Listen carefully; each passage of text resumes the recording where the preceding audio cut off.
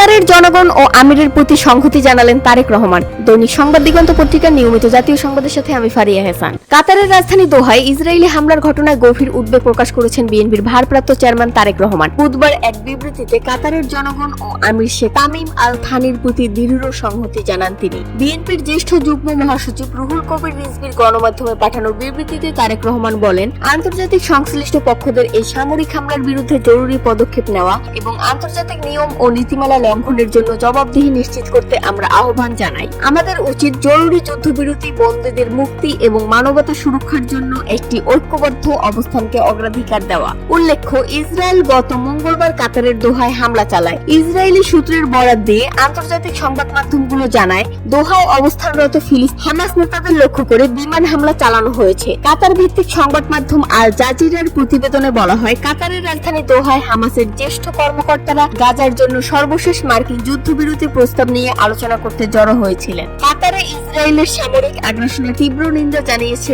Bangladesh.